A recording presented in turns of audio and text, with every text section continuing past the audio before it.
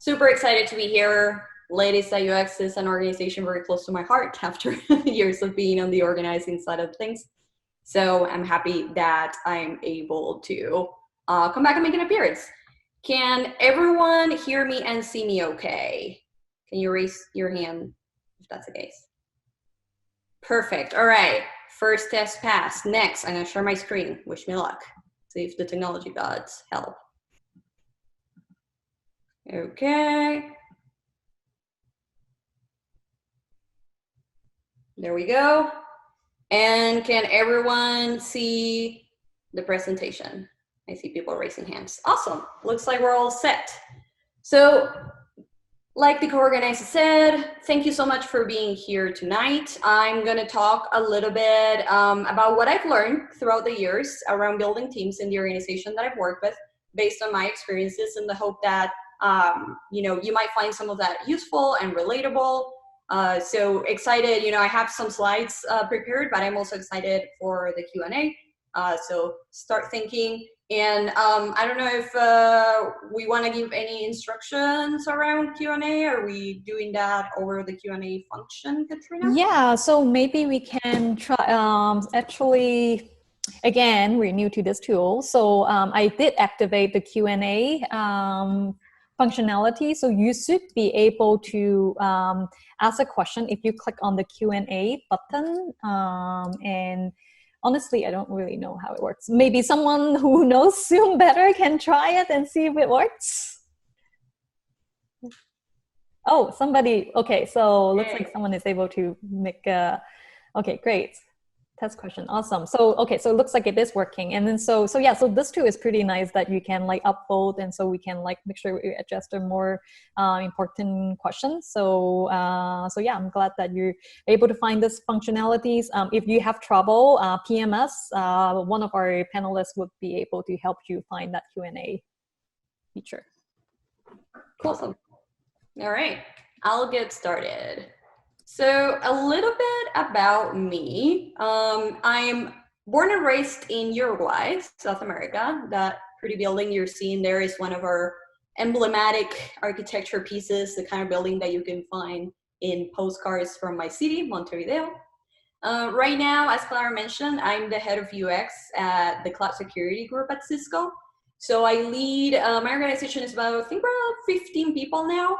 And under the UX organization, I'm being intentional on my title about using UX over design, just because we have disciplines under my org that are not just product design, but also research and writing. And we recently added design ops as well.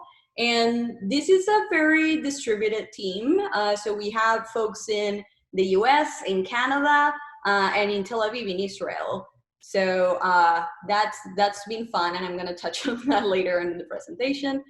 Fun fact, when I graduated high school, the first thing that I signed up for in college was to be a biologist. And I actually took 2 years of biology until I realized the work prospects in Uruguay were not looking really great, especially for the area of biology that I was most interested in. So I decided to switch halfway to my other passion. Like, I've always been into like science and animals and all that good stuff, but I've also been always been very like into the creative arts and design and drawing and painting. So I was like, oh, maybe there's like something there. And what's funny is that Uruguay, at least at the time, was very much one of those cultures where you want your kids to be either doctors or lawyers or accountants. So my parents were not very happy with my decision at the time. They were a little bit disappointed, but not anymore. Now they're very proud. And then the other fun fact is that I am a triple citizen. So I'm Uruguayan by birth. I'm Italian by heritage. My great-grandfather was Italian, and it kind of like got passed down for generations. And I'm also American by marriage, married a Texan. So a little bit of a career overview. It's funny because I've been doing this for 12 years. So I'm at a point where I've been almost literally half working as a designer, as an individual contributor, and half of my career as a manager. So this is the first half. I started as a web and graphic designer at a very tiny agency back in Uruguay.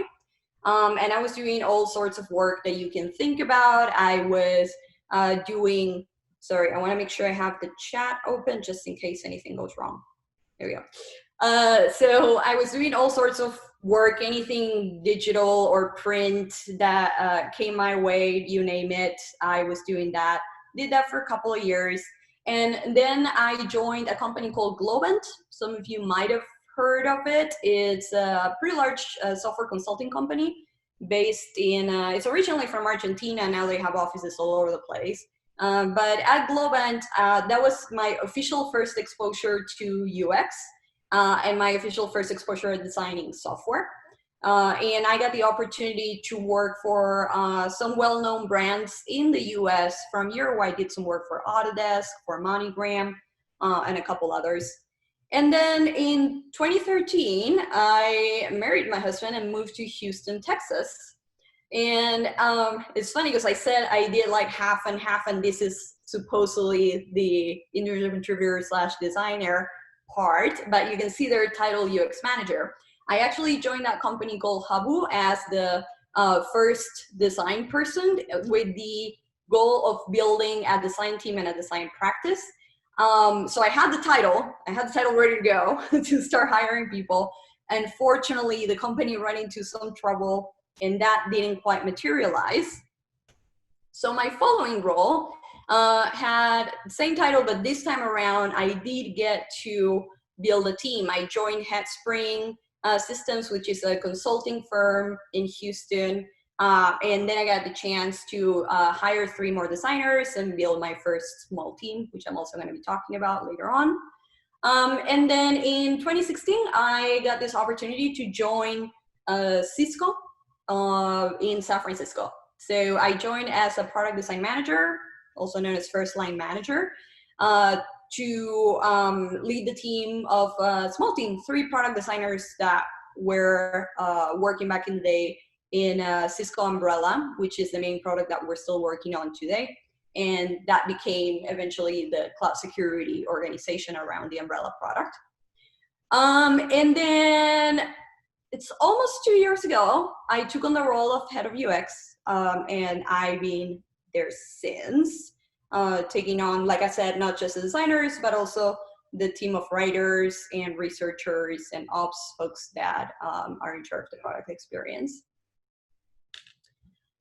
So throughout those different positions, I had the opportunity to build teams under different circumstances. So when I joined Headspring, let me turn on the light because it's getting darker here. I want to make sure that you guys can see me anyway. There we go. So when I joined Headspring, I was the only designer at the time. Like I said, my manager back then was an engineering director, and he brought me in to start a UX practice. And during my talk, again, caveat, I'm going to be using UX and design interchangeably. So this was a very engineering-driven organization. Like 95% of the organization were engineers. We had a few project managers. So I joined actually in the Houston office where the headquarters were in Austin. So, you know, I was kind of like the only UXer, and I'm joining one of these like satellite officers. So I was like, sure, let's see how this works out. And what I have there starts with 1, right? Like this is actually quite a typical scenario for a lot of design leaders where they're brought into small organizations that were built around a strong engineering practice or a strong product management practice. And then design is brought in after the fact, kind of like someone says, we need this function, let's bring someone in and start building from there. So I was actually a team of 1 for the first probably like 6 months that I was there, meaning I was doing design work, right? And I have to evangelizing is half the job, right? Because when you join in that capacity, most likely the value of design is not super well known. At least that was the case in Headspring. Engineers were kind of like, we're not sure what this means. How should we work together? So a lot of my work, especially during those first like 6 months to a year, was evangelizing the value of design and establishing a process for working cross-functionally, and sort of like setting a precedent for that before I even got the chance to start hiring. So things started going really well.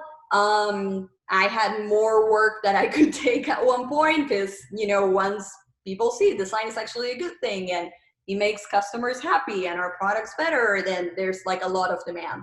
And that's when I started hiring more designers, and I had to think about, what's my strategy? I hadn't hired designers before.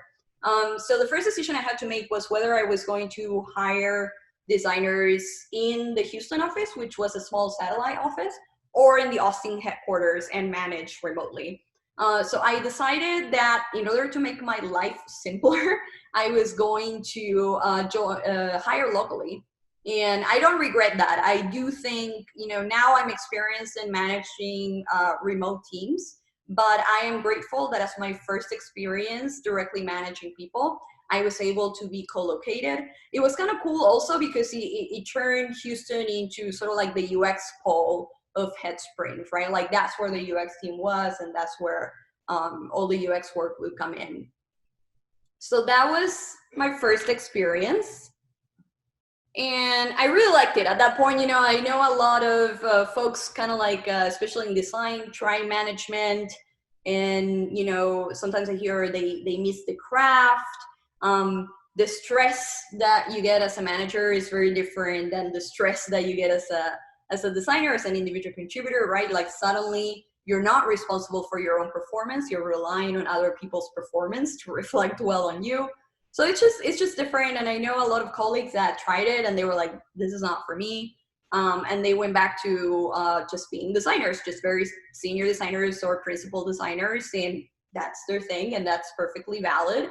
And I feel like if you work in a good company, they should have both those tracks available, right? Like you should have the choice whether you want to become very senior on the individual contributor track or you want to become a manager and manage people. So I actually enjoyed managing and leading people a lot. So I decided I wanted to stay on that track. And I got to a point at Headspring where I'm super grateful, but I felt like I had sort of like hit a ceiling, right? So I started sending applications to the Bay Area. I had always had the Bay Area kind of like in mind. Houston to me was always kind of like a temporary state of affairs, and my aspiration was to moved to San Francisco and work in the tech companies in Silicon Valley.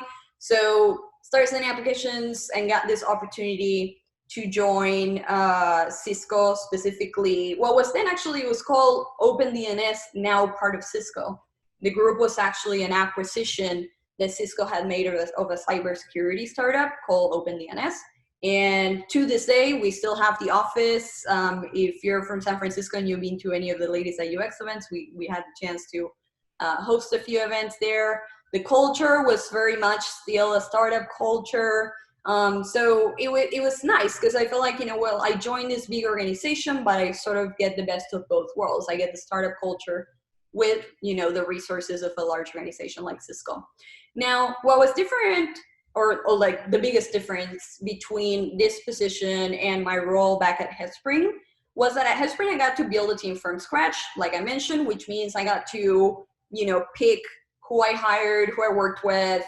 Everything was kind of like a greenfield process. Now, when I joined Cisco, there was a team already. And, when you're in this situation, you kind of have to work with what you have.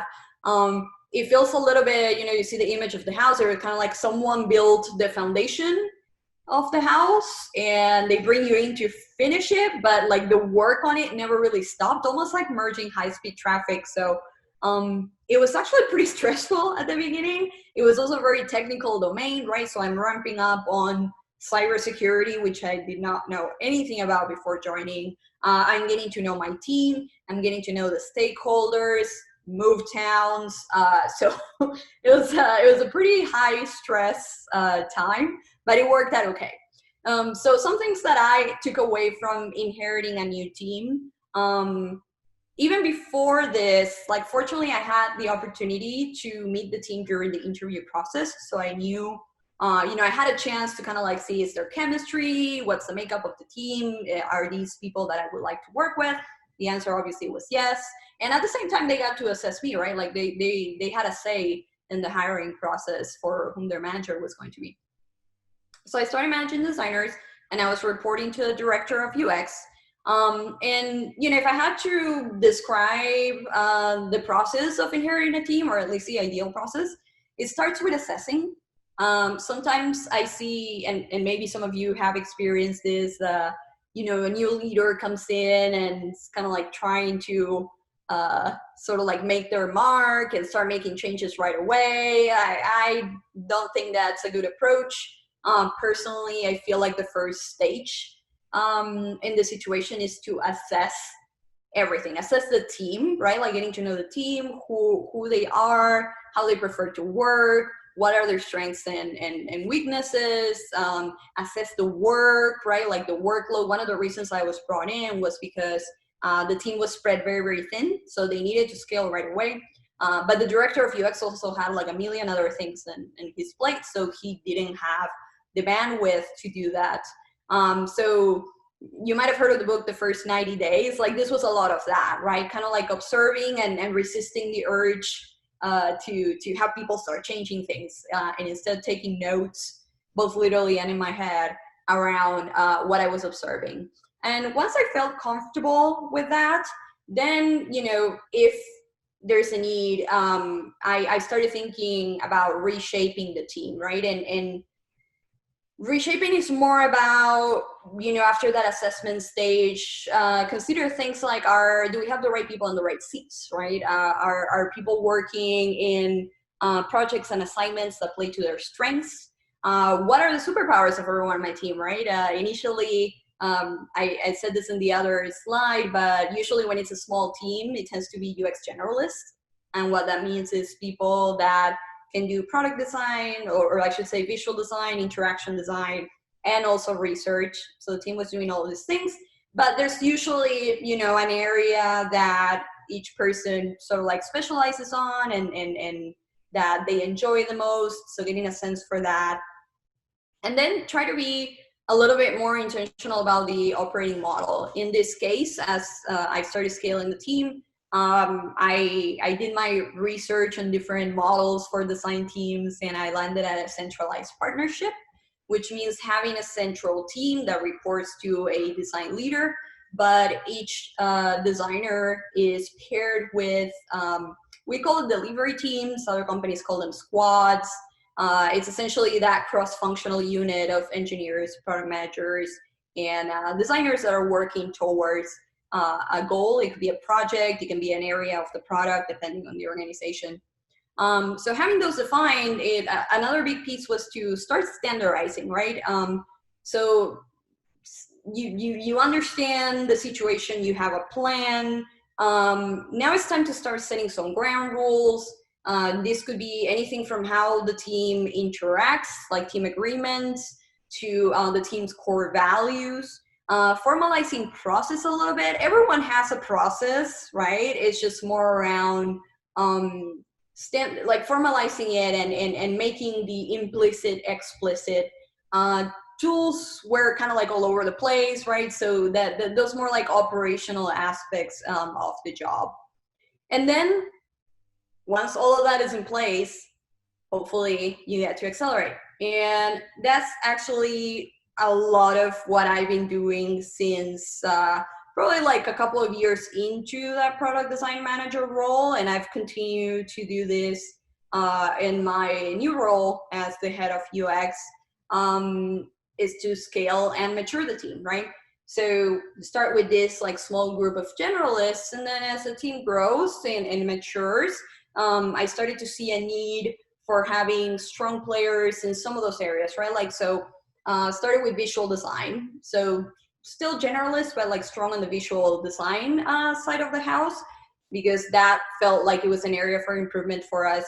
And then, about a year and a half ago, we hired first dedicated research person and appointed someone in the team as a research manager, so having a dedicated research practice. And that speaks of those new capabilities, right? So where you start sort of separating functions and disciplines a little bit.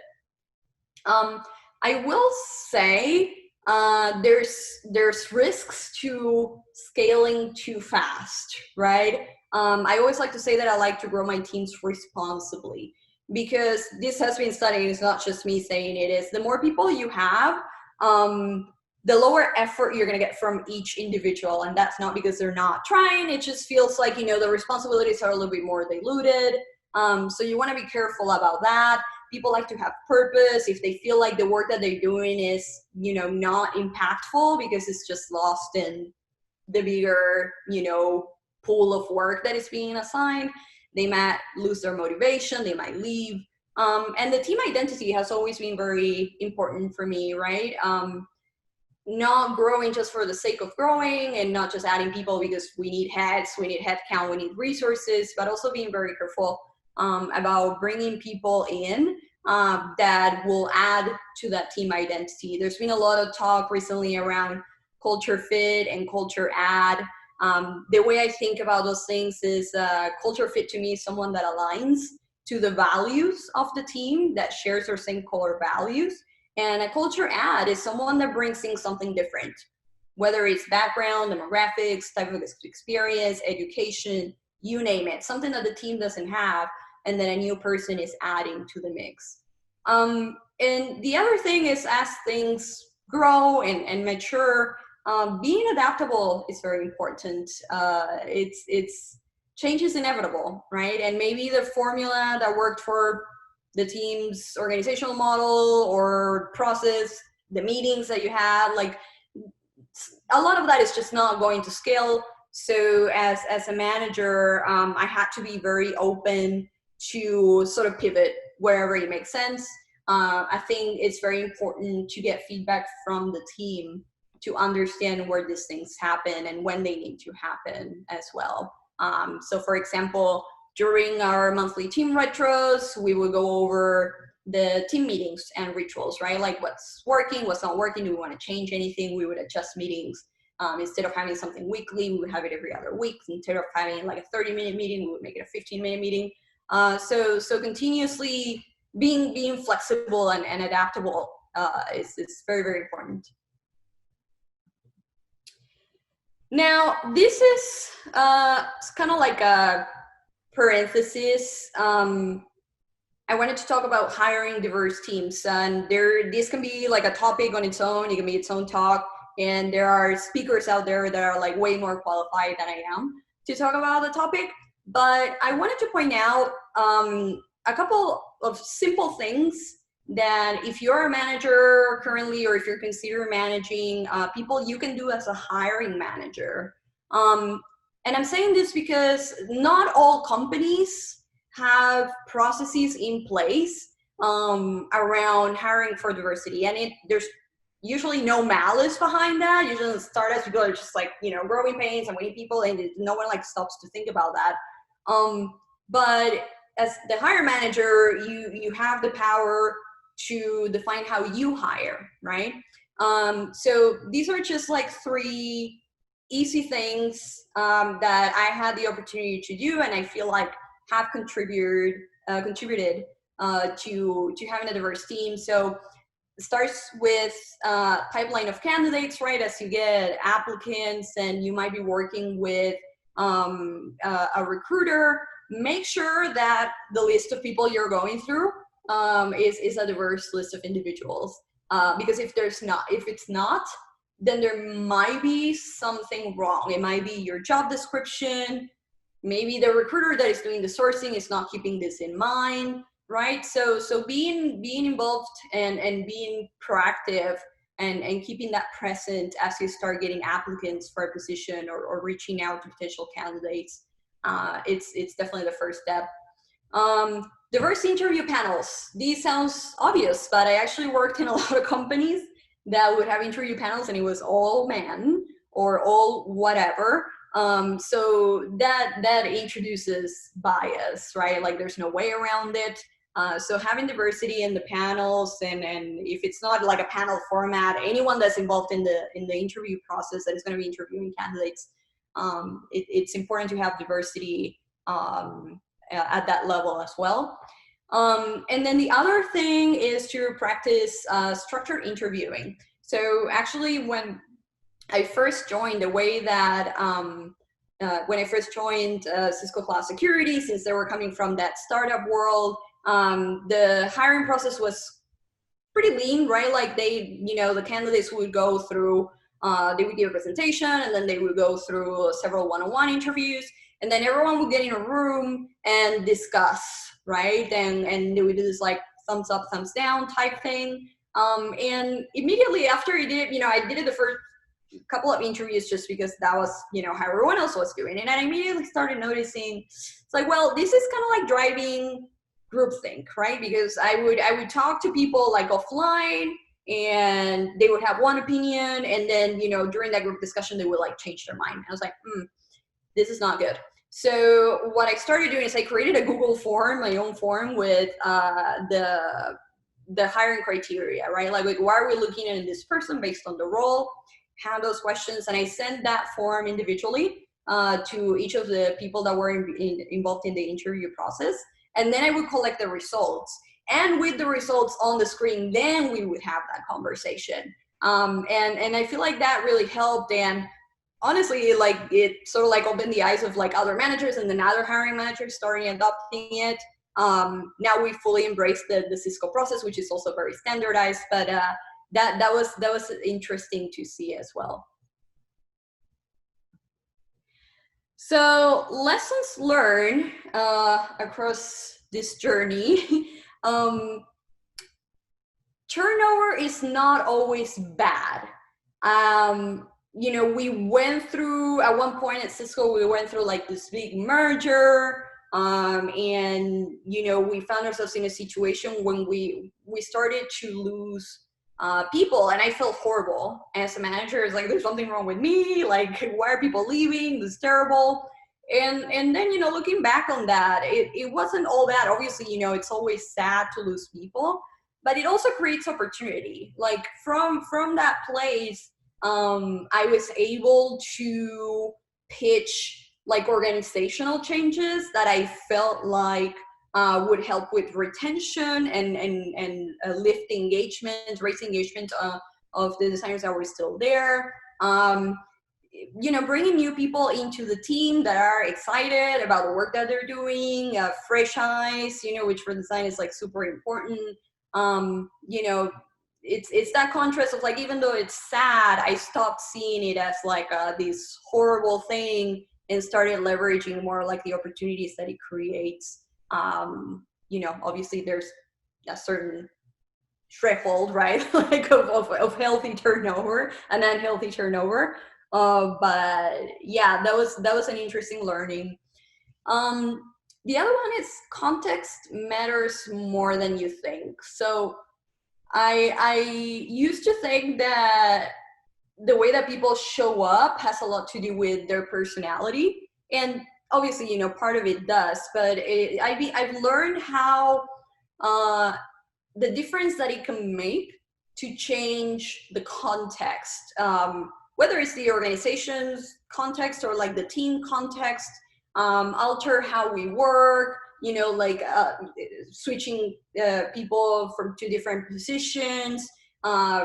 How we take the intake of work, like small changes like that make to the context in which the team works, can definitely make a difference on how a person shows up and to work, and how they show up on the team. Uphold your standards and your values, and never compromise. Being a manager in a large organization, especially at the middle management level, you're gonna usually face some challenges where you feel like you're between a wall and a rock and a hard place, I guess it's the same. Where it feels like you need to make some pretty hard decisions. Sometimes the alert like, do I do what the company wants, what I want? Like it really tests you. And the way that I found to navigate through that is kind of like take a deep breath and just like ground myself and remind myself what are my values, what are my principles, and use that to make any decisions that I need to make. And then the other one, put your own oxygen mask on first. Like I mentioned a few minutes ago, management can be pretty stressful, and it's that different type of stress. And you know, it's actually easy to get burned out. And I learned that, you know, I can't show up for my team and I can't lead my team if I'm not taking care of myself first, right? If I'm not sleeping well, if my stress levels are super high, if, you know, like I can ruin someone's day because I'm grumpy and I said something in the wrong tone, and maybe I was grumpy because I haven't eaten in 6 hours because I had meetings back to back, right? Like, so being very aware of that and taking care of myself first. Simple things, right? Like drink water, eat your meals, take vacation. Oh my gosh, especially right now in this time where it almost feels like a waste to take PTO because there's nowhere to go. I find that it's still very, very important. It's still healthy to unplug and disconnect. So with that, I don't want to talk too long. I would like to answer some questions. So I appreciate your time. I appreciate for listening. I appreciate you guys for listening. And that's my Twitter handle. Feel free to follow me. You can always find me on LinkedIn as well. And yeah, hopefully you got something out of that, something useful. And I'm happy to answer any questions you may have.